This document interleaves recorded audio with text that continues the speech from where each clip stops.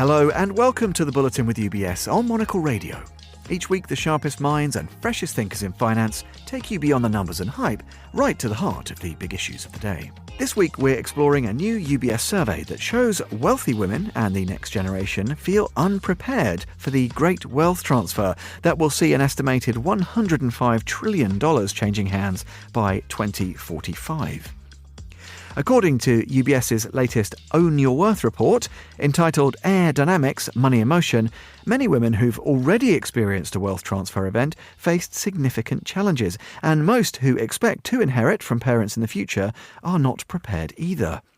The report, capturing perspectives from women at various stages of the wealth transfer process, highlights the urgency for better preparation and communication to ensure a smoother transition. Here to unpack the findings for us and to talk about what needs to happen to ensure smoother processes and better outcomes, it's a pleasure to welcome Carey Shuffman back to the show. Carey's head Women's Wealth US at UBS Global Wealth Management. Carey, great to have you with us once again. Now, before we get into the findings, remind us about the Own Your Worth reports and I guess more broadly UBS's work supporting and driving innovation for women investors. Sure, absolutely. And thanks so much for having me on, Tom. It's great to be with you again for another podcast. So at UBS, we have a tremendous commitment to helping women navigate their financial lives and prepare for their financial futures. We have an entire team in the US and globally, Women's Wealth, that is dedicated to this commitment. And our goal is really threefold. It's to bring more women to the financial table, to help women who are already at that financial table, and then ultimately to make that table a more welcoming place for women.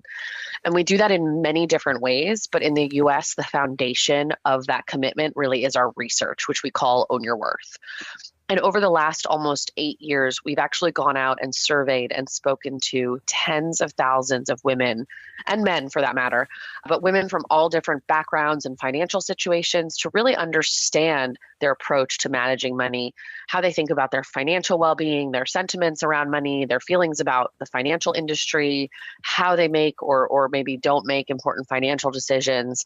And then we've also looked at important themes and timely trends that are impacting women, whether that's the pandemic or economic uncertainty, women's increasing earning power, and of course, also the great wealth transfer. So that's a little bit of background on sort of the Own Your Worth research and how it fits into our broader focus and commitment to helping women with their financial lives. Well, you mentioned the great wealth transfer there, Carey, and it's something we've discussed on this programme before. It is an almost incomprehensibly vast amount of wealth that's changing hands, kind of north of $100 trillion over the next sort of just couple of decades, which is pretty extraordinary. Here's the question. I know this takes us into this particular edition of the research. How well prepared are women for this unprecedented transfer of wealth? So it's a great question, Tom, and that was actually the question that we wanted to answer with our latest research. And what we found in our latest report is that, unfortunately, it seems that many women have not been prepared for a wealth transfer event and have really faced challenges thus far in experiencing wealth transfer events. And just to sort of set the stage, because I think it's important, and I know you've talked about this before, but just to kind of give context to our research, you mentioned the great wealth transfer is underway. $105 trillion is expected to change hands in the next 20 years. And women will control a substantial share of this money in motion, particularly because women tend to have two wealth transfer events in their lives. First, often inheriting from their parents when parents pass away. But then secondly, given women's longer life expectancies, if women outlive their spouse and become widowed, they'll assume full control of their household's shared wealth. So that second wealth transfer event. And you couple this tremendous wealth transfer, women controlling a significant portion, with the fact that women are also earning at record rates. They're generating tremendous wealth at record rates. There are more women breadwinners in the US than ever before. For example, women are starting businesses at faster rates. So all of these sort of things are sort of conspiring to lead to this fact that women are going to control a tremendous amount of wealth, 40% of all US wealth actually in the next 5 years. And then you add on this layer of the great wealth transfer and its specific impact on women. And it really is, it's a profound opportunity that also comes with risks and potential challenges that we uncovered in our research. Well, let's maybe dig into some of those risks. And I think that's what's fascinating about this research is, of course, it surveys the clients who are in the midst of the story. So what's their feedback been telling you about this, Carey? Sure. So we spoke with three populations of women for our latest research. We spoke with women who have already inherited from their parents. So again, sort of already having experienced their great wealth transfer from parents. We also spoke with widowed women who had assumed that full control of shared household wealth after their spouse died. And then we also spoke to women who expect to inherit from parents in the near future. And so putting the sort of expect to inherit from parents to the side for a moment, specifically for women who have already experienced a wealth transfer event, over 80% said that they faced challenges, that the process was not easy, that it was actually, frankly, quite difficult. Among women who inherited from parents, 80% said they faced a challenge, including not knowing how much wealth their parents had or where the accounts were located. Almost a third said that they had never even had important financial and wealth transfer conversations with their parents before their parents died. And over half uncovered financial surprises, ranging from being shocked by the tax burden, how much they owed in taxes, and how long it actually took to ultimately have that money in hand, have those assets in hand after their parents passed. And then among widowed women, over 80%, 83% to be exact, faced wealth transfer difficulties as well. And similar trends emerged. Financial surprises, their partner having no estate plan or will in place, not having had those important conversations with their spouse while he, again, in the context of heterosexual couples, was still alive around what the wealth transfer would look like, what the experience would be for her if and when she potentially outlived him. So across the board, we saw that the wealth transfer process for women has not been smooth, according to our latest research. Well, yeah, and just to sort of unpack that in more detail, a lack of planning, you mentioned there in several of those cases, just sort of poor communications. Now, clearly, one can imagine exactly how that then negatively impacts the outcomes. But can you actually tell us what the nuts and bolts are, Carey, and what actually happens if you fail to prepare and those conversations don't happen? What kinds of things happen, both, I guess, to the wealth under management and to people's experiences? Yeah, I mean, I think what our research found and what is really clear is that there's tremendous potential impact and risk. And those risks and that impact can be financial, and it can also be emotional. So again, on the financial side, I mentioned some of those financial surprises that women experienced, having to pay a significant amount of taxes. You know, at UBS, we don't provide tax advice, but certainly there are ways to, develop a plan to mitigate the tax burdens after wealth transfer events that an accountant can help with. But if there's no conversations happening, if there's not enough information about what the wealth transfer will look like, it becomes very hard to then manage the tax implications. Tension, conflict among family members, that was another one that was highlighted, particularly given lack of communication or lack of information, understanding of, parents' values or plans for the money after they passed, and then how long it took. So again, if you're planning, if you find out after your parents pass that you're going to inherit a certain amount of money, and you start to think about how that will impact your financial plan, your cash flow, and then it takes much longer, there are financial implications for that as well. So those are some of the financial outcomes. And then emotionally as well, 60% of women said that they felt the responsibility of trying to manage their parents' wealth according to their values. It's much harder to do that if you haven't had important conversations about those values, about purpose, about the family's vision. Over a quarter of women said they felt guilty inheriting wealth that was never theirs from parents. So again, these are some of the outcomes, both financial and sort of emotionally, conflict among other heirs, as I mentioned, that can happen without that important communication, without that important information about what the wealth transfer might look like. And again, we're not saying that, parents who intend to leave money to children need to, open the full curtain and reveal, everything that they have, their full net worth, the full amount of all of their accounts. Certainly not everybody is comfortable doing that. That's understandable. But again, it starts with just those general conversations. These are our values. We've worked hard to build this wealth or accumulate this wealth. This is our vision for the future. This is what's most important to us. This is what the wealth means to us. Or just generally, we have accounts at these financial institutions. Our advisor, his or her name is X, Y, or Z. You should reach out to him or her if and when something happens to us.